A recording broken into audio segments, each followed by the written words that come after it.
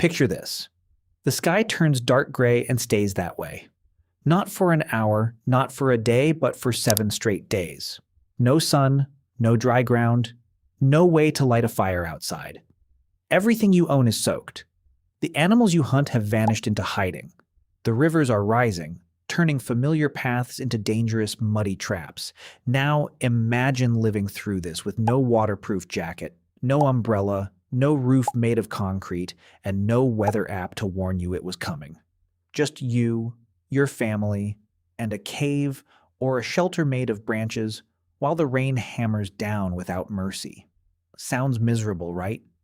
Sounds like the kind of week that could break a person, or even kill them through cold, hunger, or disease. But here's the incredible part. Ancient humans faced weeks like this constantly, in every corner of the world, from tropical rainforests to freezing highlands, and they didn't just survive. They adapted so well that some of their rainproofing tricks are still copied by survival experts today. They understood water better than most people do now in an age of waterproof phones and instant weather forecasts. They knew which plants repelled water, which ground stayed dry during floods, and how to keep a fire alive even when the whole world outside was drenched. So the real question isn't just how they survived a week of endless rain. The real question is, what did they figure out that made rain one of nature's most relentless forces? Something they could work around instead of something that destroyed them. Stick with me because the answer involves clever shelter design, secret fire-keeping tricks, and a surprising use of animal fat that modern campers still swear by. Here's something most people never think about. Rain doesn't just make you wet, it's one of the fastest ways to lose body heat, faster even than dry, freezing air. When your clothes and skin stay damp for hours, your body loses warmth rapidly, and if this continues for days without relief, it can lead to dangerous illness or even death from exposure. So when ancient humans faced a week of nonstop rain, their biggest enemy wasn't hunger right away. It was staying dry enough to stay warm. Archaeologists studying ancient rock shelters and cave sites have found something telling. These locations were almost never chosen randomly.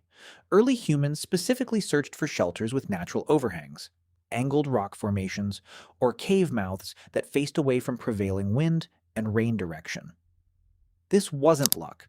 This was pattern recognition passed down through generations, elders teaching the young exactly which rock formations kept water out and which ones flooded during heavy storms.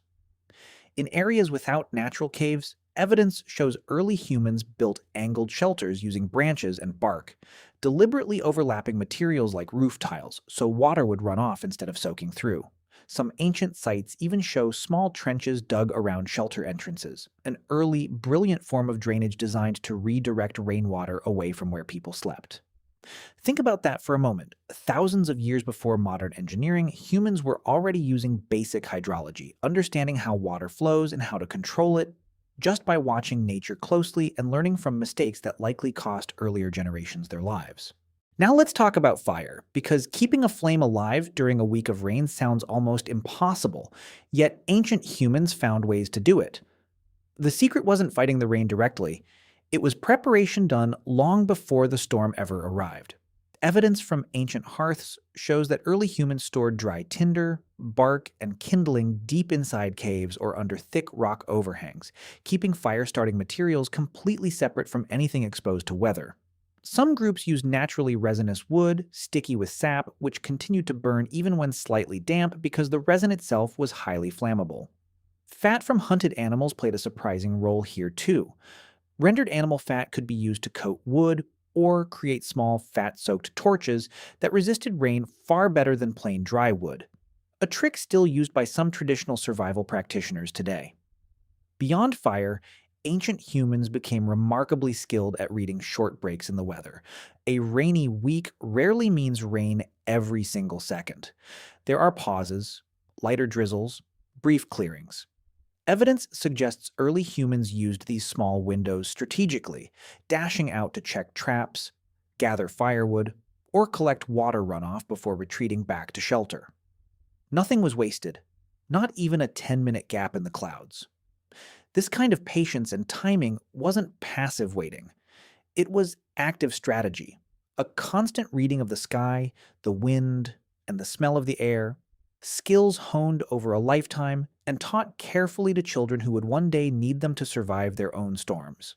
Food became a serious challenge during long, rainy stretches because many animals hide, reduce movement, or shelter themselves during heavy storms, making hunting far less reliable.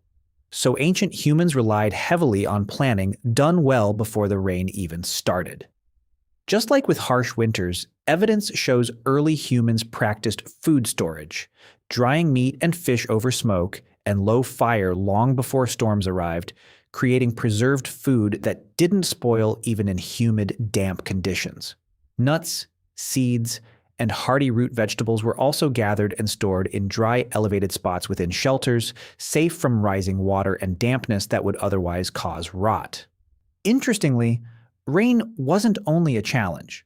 It was also an opportunity. Heavy rain often caused rivers and streams to swell, pushing fish into shallow, slower-moving water, where they became easier to catch using simple woven traps or sharpened sticks.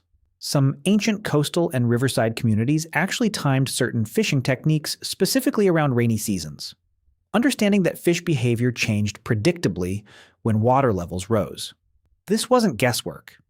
It was generational knowledge, refined over countless rainy seasons where mistakes were remembered and successes were repeated. Every rainy week became a lesson, and every lesson made the next storm slightly less dangerous.